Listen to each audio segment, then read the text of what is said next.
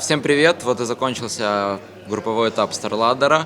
И сейчас мы с менеджером Нави Женей обсудим, как вообще для организации прошел групповой этап.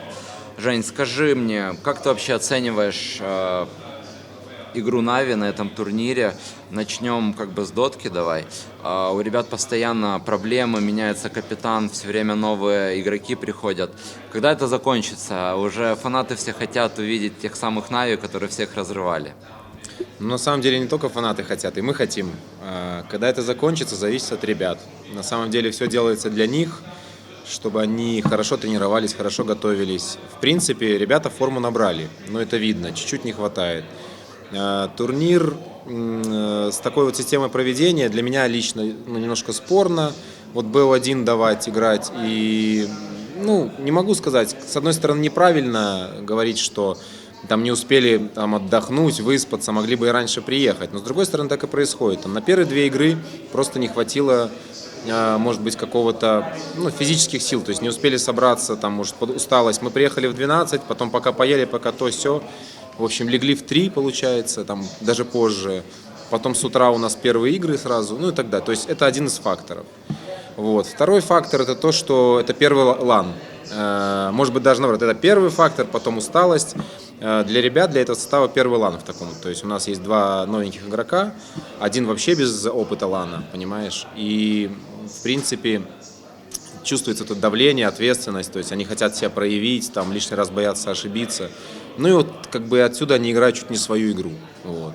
И происходит то, что вы видели. То есть чуть-чуть, вот вроде идут хорошо, потом начинается неуверенность в действиях, вроде какие-то получаются у них, в принципе, какие-то взаимодействия с другой стороны, но не дожимают. Тут надо больше опыта именно ланов, турниров, где можно себя проявить. Если ребята насчет состава как-то сыграются, будут друг другом довольны, то я вижу у этого состава тоже будущее. То есть у меня позиция, в принципе, всегда консервативна, поэтому я в последнюю очередь считаю, надо менять игроков. Я считаю, что нужно делать все возможное, потому что новый игрок, как бы он ни играл, с ним все равно будут потом проблемы. Кто-то с кем-то не договорится, кто-то с кем-то не сойдется. Разные всякие ситуации бывают. Кто-то кого-то хуже понимает в игре. Один может нажимать хуже кнопки, но при этом быть, не очень хорошо подготовленным в моральном плане. И оно все, это же 5 человек, не соло-дисциплина.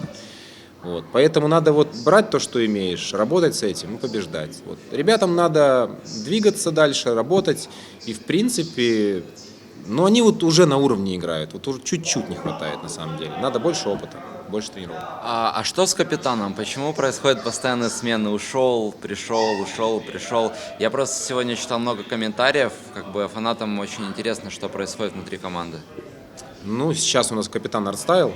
Вот. И в принципе все хорошо. Надеемся, что Ваня сделает правильную работу над ошибками, все проанализирует и поведет команду дальше. Вот. Почему мы все время меняем капитана? Да потому что есть особенности СНГ доты. Либо надо иметь менталитет буржуев, на мой взгляд, которые в принципе сами по себе более организованные, более какие-то дисциплинированные. Я не знаю, с чем это связано. Так сложилось у них, какое-то воспитание, может, это как-то заложено. У нас более такие понебратское, все такое, более все какое-то на пофиг, как-то так. И зачастую дисциплина хромает.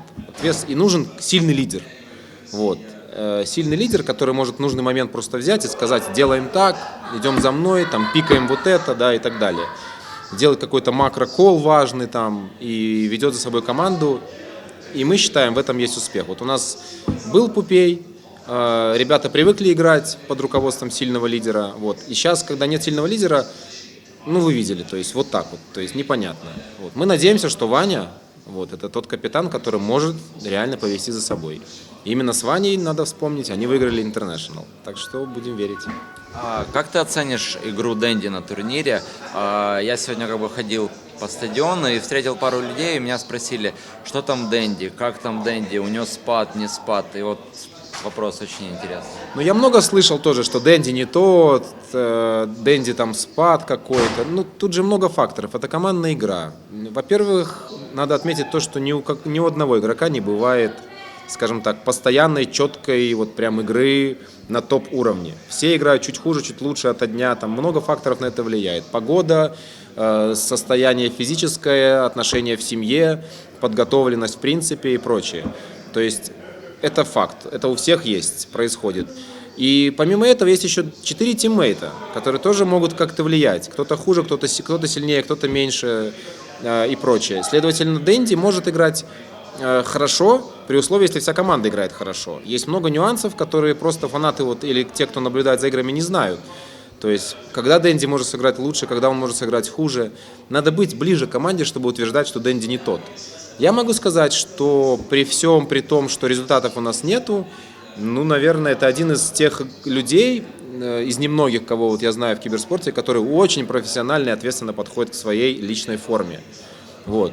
Он просто все время отдает своему личному скиллу, очень много играет, очень много анализирует. Он мне нравится как человек, он мне нравится как, скажем, такой человек, который может команде в нужный момент, да, дать нужный вот этот вот заряд, который примером своей игры. То есть, как вот мы видели, он играл на Магнусе, как он играл на Квапе там, и так далее. То есть он в нужный момент просто может перевернуть игру за счет своего скилла.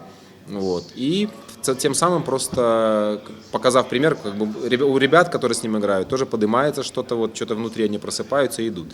То есть я не могу сказать, что Дэнди отыграл плохо или хорошо. Дэнди, он, ну, скажем так, на том же уровне, вот когда я начал с ним работать и сейчас. То есть он не падает, он развивается. То есть я считаю, что любое поражение, ну, моя философия, оно только закаляет.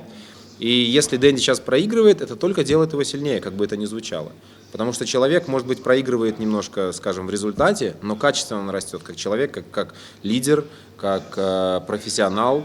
То есть это заставляет его еще больше над собой работать. Вот. Они открывают для себя какие-то новые грани развития, да, там, скажем, в том числе и психологически в коллективе налаживают отношения.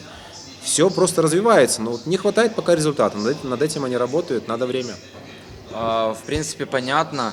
Пожелаем, наверное, ребятам удачи, чтобы они нашли ту самую игру, из-за которой мы в них влюбились и всем раздавали.